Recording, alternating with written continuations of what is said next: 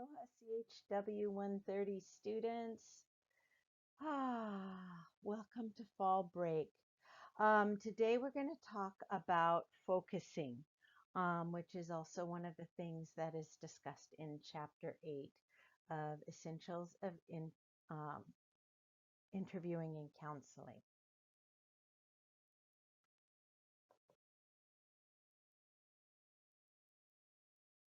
So first, let's define focusing.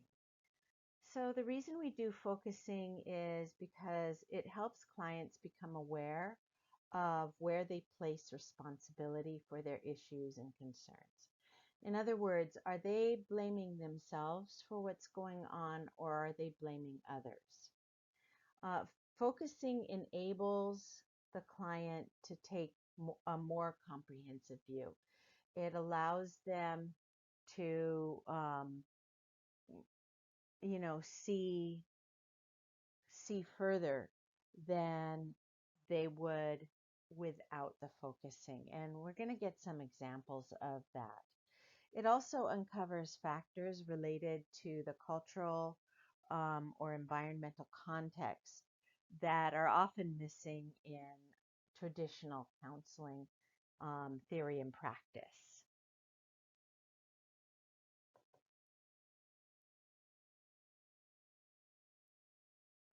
So, focusing enables clients to better understand issues that they bring up.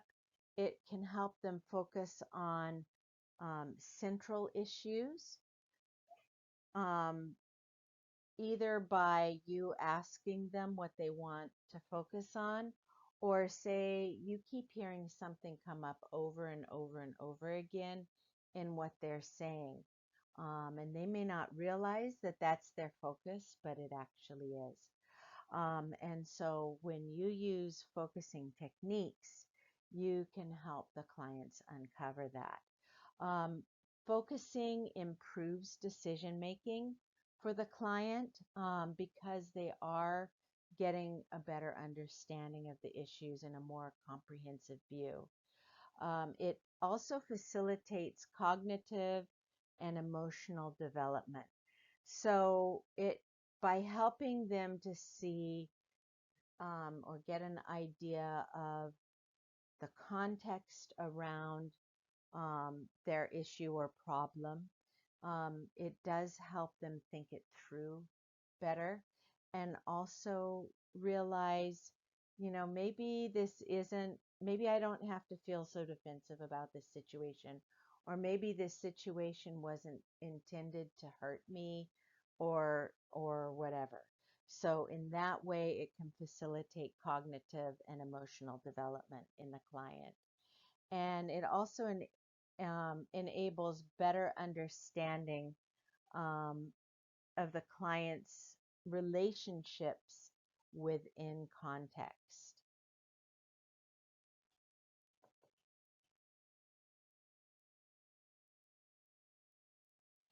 Focusing reframes the issues and the challenges.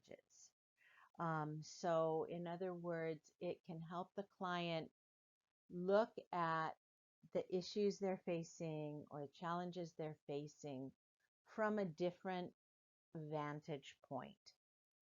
Um, it can help the client discover new ways to think about an issue, and it also enlarges the client's storytelling and making it more um, sort of more robust or more solid. It helps the client understand the viewpoints of others, and it involves the family and cultural issues more completely.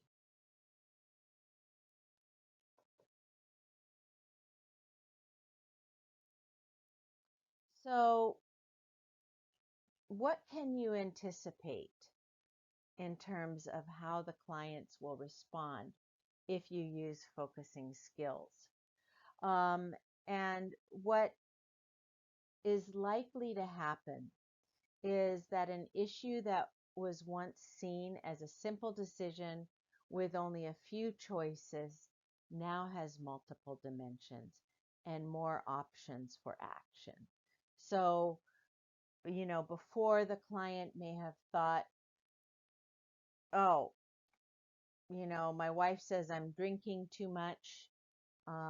This is our client, Jim, again. My wife says I'm drinking too much and that if I keep it up, she's gonna leave, leave me and take the kids. And so your client is seeing the choice as an ultimatum, like Danny said in class last week. That ultimatum is choice number one: keep drinking, wife and kids will leave. Choice two: stop drinking, wife and kids will stay.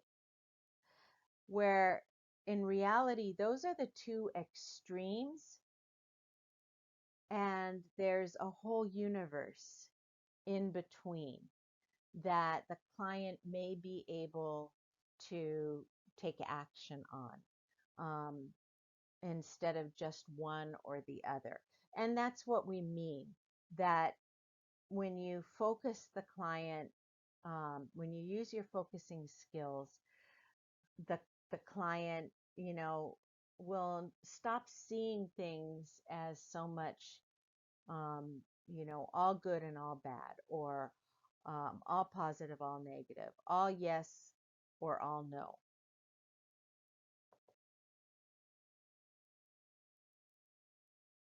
Okay, so this is a short lecture, but it includes the exercise that I'm going to have you do as homework. And you can refer back to the slides if you wish, but I did write everything on your homework. So the situation that we're going to use is you're a counselor and you have a client. He's 35 years old and he comes to talk to you about a divorce hearing that is coming up for him. And he says to you, I'm really lost right now. I can't get along with Ellie and I miss the kids terribly. My lawyer is demanding an arm and a leg for his fee, and I don't feel I can trust him.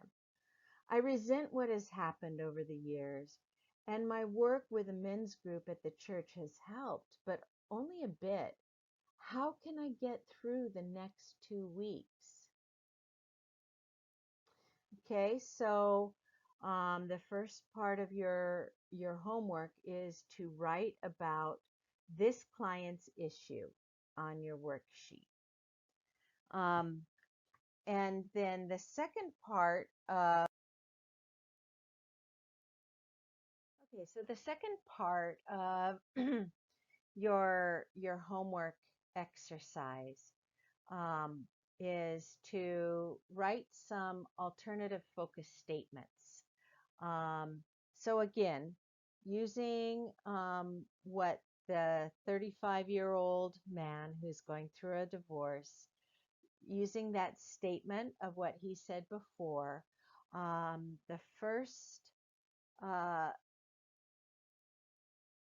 the first focus statement I want you to do is a reflection of feeling, focusing on the client.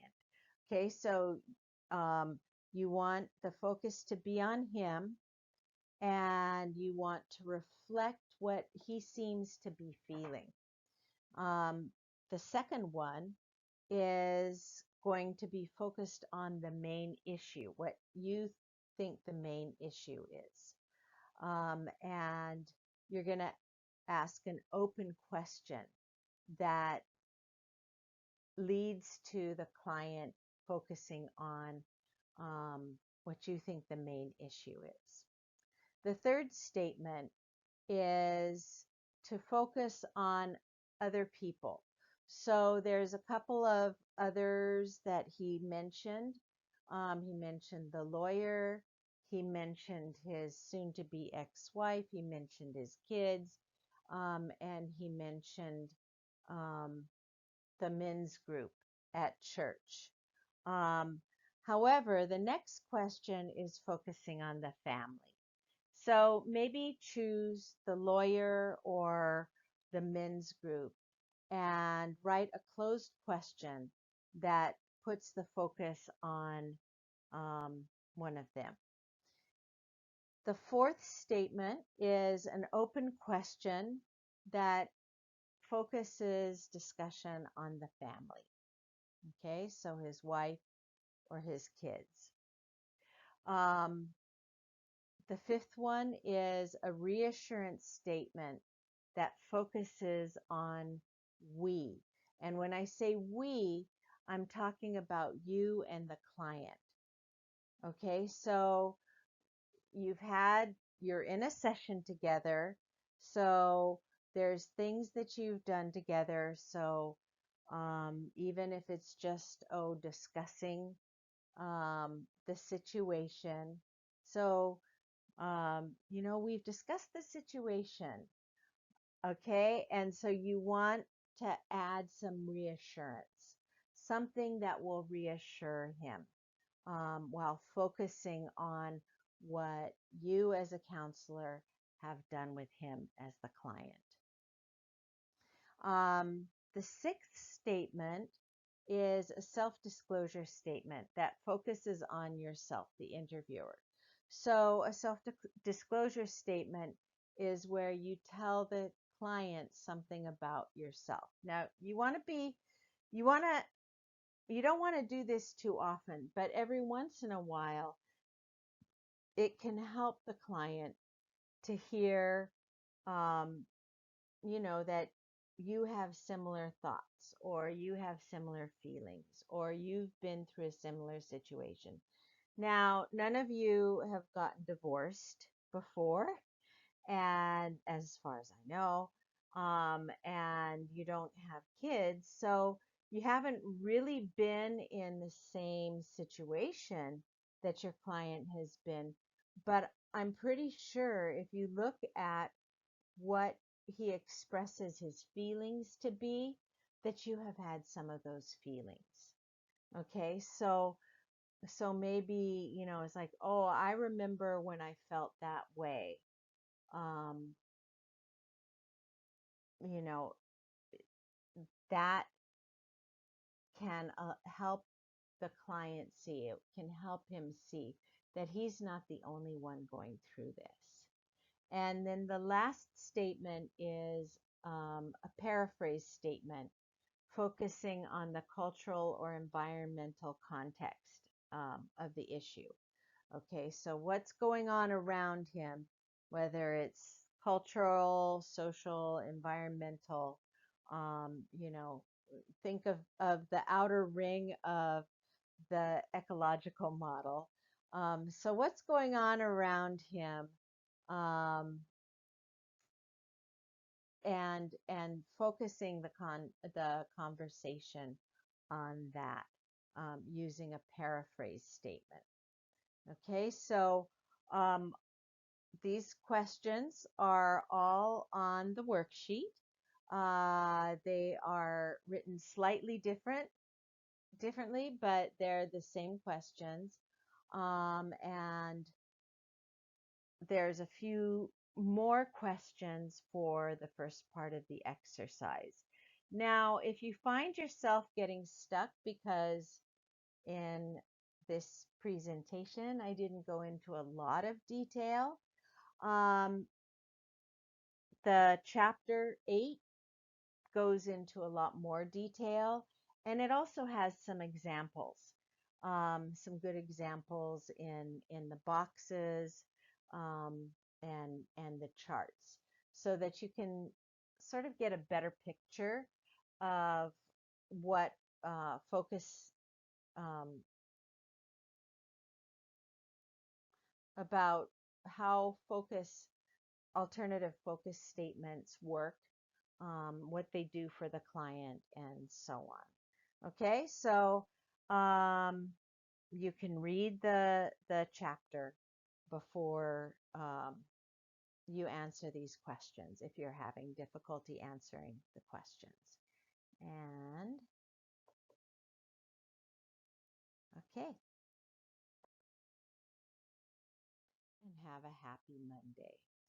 Please feel free to email me if you have questions, and I will. I'm not on vacation for my other job, so I do check my UH email on a regular basis, and I will see it come through. Thank you very much, and I will see you in my next presentation.